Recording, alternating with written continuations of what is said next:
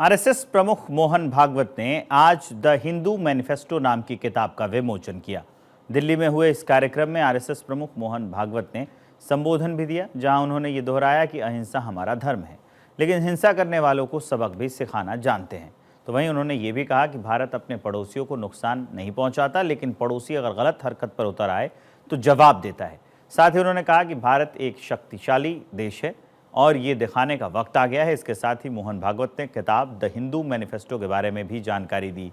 उन्होंने बताया कि यह किताब एक प्रस्ताव है जिसे बहुत अध्ययन के बाद बनाया गया है और सभी लोगों को ये किताब पढ़ने की सलाह दी है। अहिंसा हमारा धर्म है। आतताइयों से मारना खाना, गुंडागर्दी वालों को सबक सिखाना, ये भी हमारा धर्म है।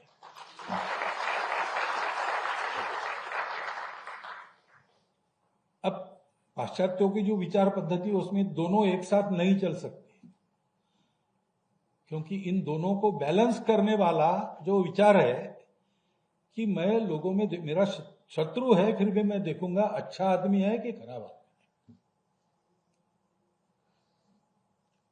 वो बैलेंस नहीं है। शत्रु है या नहीं शत्रु है, वो अच्छा होगा तो भी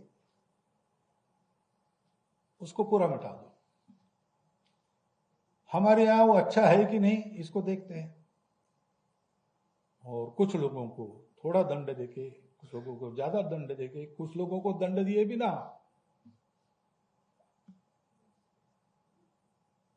सुधार कर अपना, तो जिनका इलाज ही नहीं दूसरा कुछ, उनके कल्याण के लिए उनको बेसिक मटेरियल दूसरा पाने के लिए भेज देते जहां मिलता है। हमारा अपना जीवन इसके अनुसार नहीं चल रहा।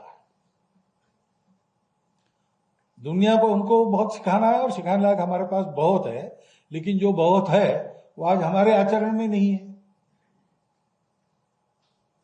तो भेदभाव कहां से आया, अभी भी चलता है, क्यों चलता है?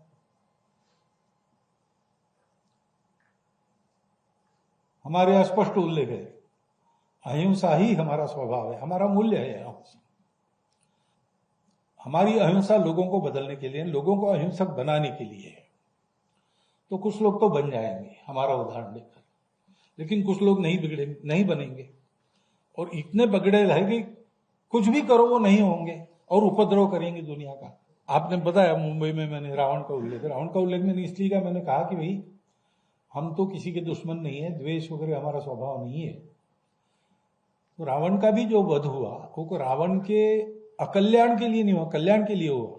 जब ये सिद्ध हुआ कि शिवभक्त रावण है, वेद ज्ञाता रावण है, उत्तम गवर्नेंस करने वाला रावण है, सब प्रकार का उसके पास अच्छा आदमी बनने के लिए जो जो चाहिए वो सब है, लेकिन उसने जिस शरीर और मन बुद्धि का स्वीकार किया है वो ऐसा है कि वो इस अच्छाई को उसके अंदर आने नहीं देगा, और कुछ भी करो उसमें अच्छाई भर नहीं सकते।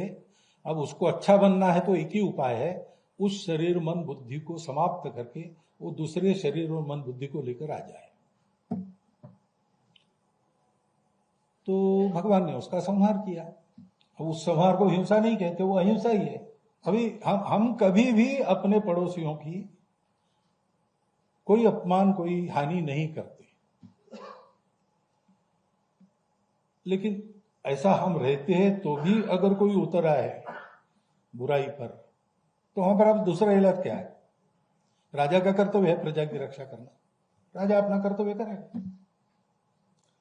दोनों धर्म है, इसलिए गीता में अहिंसा का ही उपदेश है। अहिंसा का उपदेश इसलिए किया कि अर्जुन लड़े और मारे, क्योंकि उस समय ऐसे लोग थे सामने कि अब उनके विकास का दूसरा इलाज नहीं था, तो सब बदल के उनको आना पड़ेगा। ये एक संतुलन रखने वाली भूमिका अपने यहां है, वो संतुलन हम भी भूल गए। ये संतुलन देने वाला धर्म है, धर्म की दृष्टि है। हमारे यहां जैसा बताया 4 पुरुषार्थ है, अर्थ काम मोक्ष। मोक्ष परम है, उसके लिए सब छोड़ो, अर्थ काम भी छोड़ दो। लेकिन अर्थ काम छोड़ने से मोक्ष नहीं मिलता है। अर्थ काम की आवश्यकता के ऊपर अपने आप को लाने के लिए अर्थ और काम यशस्वी रीति से करना पड़ता है।